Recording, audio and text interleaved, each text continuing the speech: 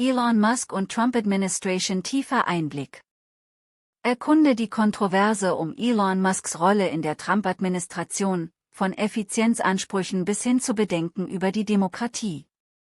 Tauche ein in die Auswirkungen, Debatten und potenziellen Einflüsse auf die Gesellschaft.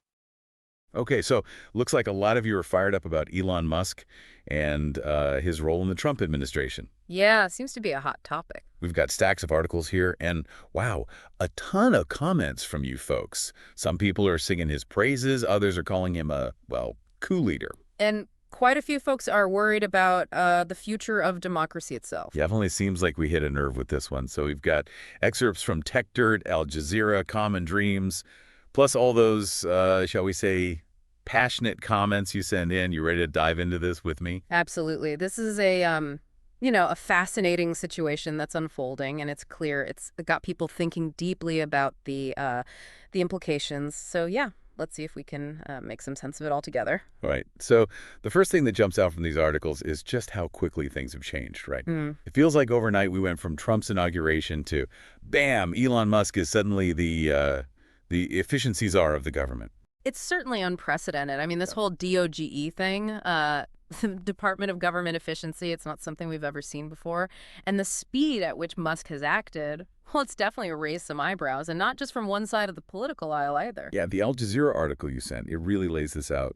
In just 2 weeks, his team has managed to, completely freeze USAID's work. Think about the vital aid programs all over the world are just on hold now. And that's just the tip of the iceberg, right? They've also flagged millions of government employees as redundant. If those layoffs actually go through, we're talking about a massive economic and social impact. I mean, not just for those individuals, but for entire communities. No wonder some of you are using words like coup and comparing this to, straight up authoritarian regimes. Tech Dirt and Common Dreams are both painting a pretty bleak picture. Yeah. They're basically arguing that Musk and Trump are dismantling traditional checks and balances and concentrating power in a way that really undermines, the core principles of democracy.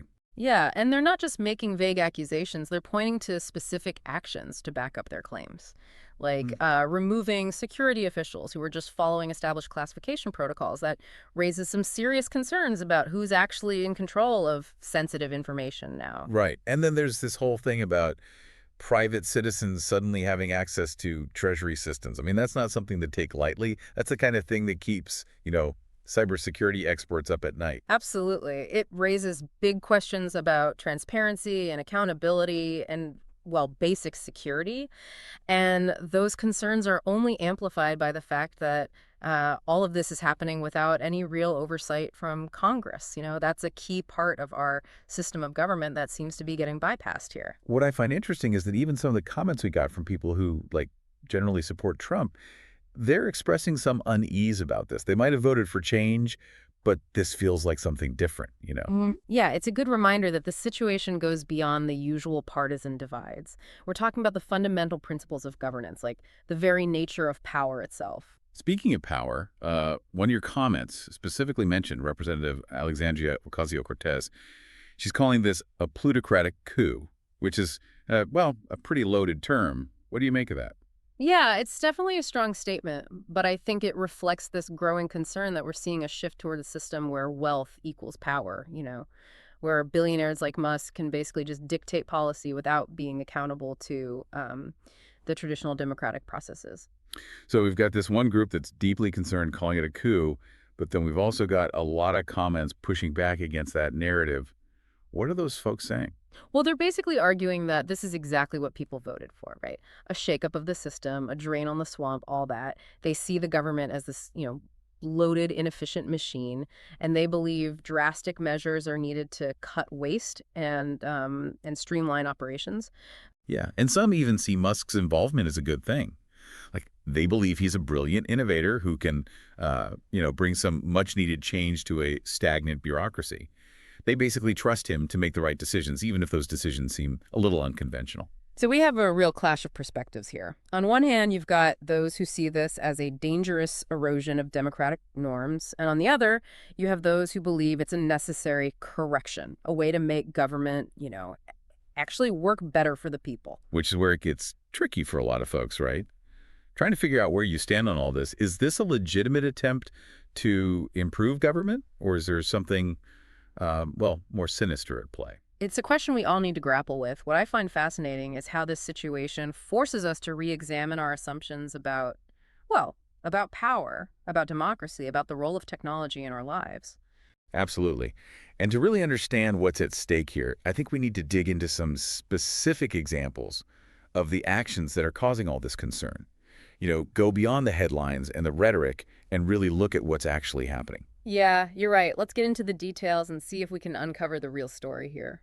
So we've got these two very different ways of looking at things, power grab versus, much needed change. And to help us sort this out, there was that example you flagged in the Tech Dirt article, the one about those security officials being removed. Oh, right. For, actually, get this, following classification protocols. That seems a little backwards? No. It does seem counterintuitive, right? I mean, this system is designed to protect sensitive information. And removing the very people who are upholding those safeguards, well, yeah, it's definitely concerning. It makes you wonder, what are the new rules here, and who are they actually benefiting? And it's not just about security protocols either. You also pointed out that section in the Al Jazeera article about private citizens being given access to treasury systems. That's a pretty huge risk, right? I mean, that's got to be the kind of thing that keeps cybersecurity experts up at night. Oh, absolutely. Giving unauthorized individuals access to those systems, I mean, we're talking about sensitive financial data here. It's incredibly risky. Yeah. Opens the door to all kinds of potential problems: abuse, fraud, even sabotage.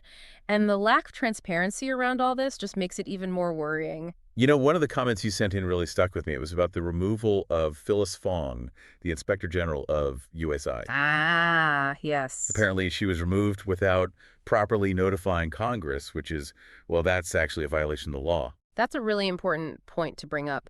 Inspectors general, they're supposed to be these independent watchdogs, right? They make sure that government agencies are held accountable.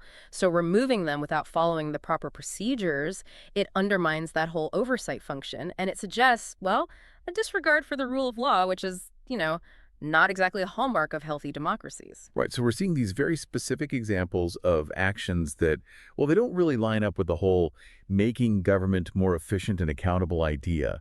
It's starting to feel like maybe there's something else going on here, something a little more, deliberate. And maybe even, well, some of your comments use the word shadowy. Yeah, I think shadowy is a pretty fair assessment. I mean, it's easy to get caught up in the day-to-day headlines, right? But when you zoom out a little, when you look at the bigger picture, there's definitely a pattern emerging here. And it's a pattern that's setting off alarm bells for a lot of people, including some folks who are usually pretty supportive of the administration. Exactly. And one comment even used the phrase institutional capture, which sounds pretty intense. What does that actually mean in this context? So institutional capture, basically it means that powerful individuals or maybe groups are able to exert too much influence over government institutions, right? They bend them to their will, they use them to serve their own interests instead of, the interests of the public good. So are you saying that this is what's happening here, that Musk and his allies are basically capturing these institutions for their own benefit? Well, it's certainly a possibility we have to consider. The Common Dreams article you sent, it really delves into this idea. It suggests there's a bigger strategy at play here. They call it a three-pronged aim. Okay, so let's break that down. What are those three aims? So aim number one is what they call oligarchic state capture, which is basically what we were just talking about. Allowing a small group of wealthy individuals to essentially control the levers of power in the government. And we're already seeing hints of that with Musk's influence over DOGE, right? I mean, he's basically operating without any real checks on his authority. Right. And that leads to the second aim, which is the promotion of what they call white Christian nationalism. This idea that America should be defined by a very specific set of religious and cultural values, often at the expense of, other groups. Which is, that's a pretty controversial idea. Yeah. And yet it seems to be gaining some traction these days. We're definitely seeing a lot more rhetoric that, demonizes certain groups and pushes this narrow view of what it means to be American. And that actually ties into their third aim, which is the pursuit of, and this might sound a little dramatic, but they actually call it a new American empire. And this could involve, economic coercion, maybe even military force. They even mention things like, get this, gaining control of the Panama Canal and purchasing Greenland. Sounds like something out of, a geopolitical thriller. Hold on. Purchasing Greenland. Is that even a real possibility? I mean, it sounds more like something from a political satire. Well, it's certainly a bold idea, and it highlights the kind of thinking that's going on here. What the article argues is that this new empire, it wouldn't necessarily rely on traditional military conquest. It would be more about economic dominance, technological superiority, the ability to, well, basically dictate terms to other nations. Okay, so we've got these three interconnected aims: oligarchic state capture, white Christian nationalism, and a new American empire. If that's really the goal here, well, it paints a pretty disturbing picture of the future. It does raise some pretty profound questions, right? What kind of society are we building if these trends continue? What happens to our democracy, our values, our place in the world? These are huge EE questions. And I gotta admit, it can feel a little overwhelming, right? Like we're just along for the ride, and we don't have any agency. I get that. But it's important to remember that even when things seem really bleak, individuals still have the power to make a difference. But how?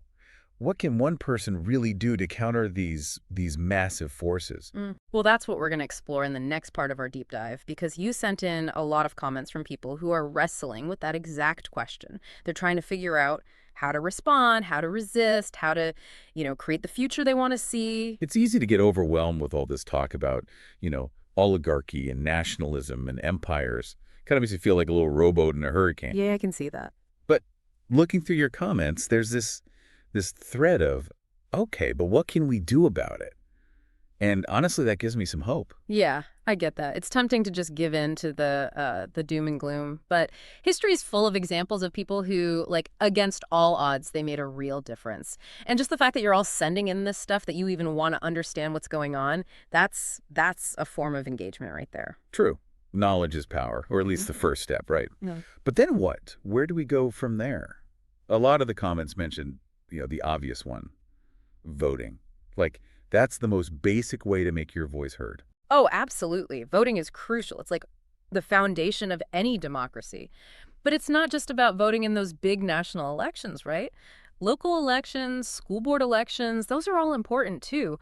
They're all places where you can actually, shape the direction of your community. A bunch of you also talked about contacting your elected officials, letting them know what you're concerned about, holding them accountable. Do you think that actually makes a difference? It can, especially if it's done, consistently and you put some thought into it. I mean, remember, these folks are supposed to represent you, the people who elected them. So when they hear from a lot of people about a specific issue, it does make an impact. Maybe it doesn't change their vote on a certain bill, but it can definitely influence their approach to policymaking overall. And then there's social media, right? Right. Some folks were really fired up about using Twitter and platforms like that to spread awareness, maybe organize protests, build a movement. Social media can be powerful, that's for sure. It's a great tool for getting people mobilized, raising awareness. But it's also important to be careful about the information you're getting, and what you're sharing. It's easy to get sucked into these echo chambers, these filter bubbles, where you only see stuff that, confirms what you already believe. So it's really important to try and engage with different viewpoints, challenge your own assumptions, and be wary of misinformation. There was one comment that really stuck with me. It talked about focusing on local action. Getting involved with organizations in your community, supporting local journalism, even just like building relationships with people who maybe see things differently than you do. I love that. It's so true. A lot of times change starts at the grassroots level. By getting involved in your community, you can create positive change right where you are. You build connections with people from different backgrounds, and you foster this sense of shared purpose. So it sounds like there's not really one right answer to the whole "what can we do" question. It's more about, finding the approach that speaks to you as an individual and then using your own skills and passions to make a difference. Exactly. Some people might be drawn to activism and protests. Others might prefer working behind the scenes.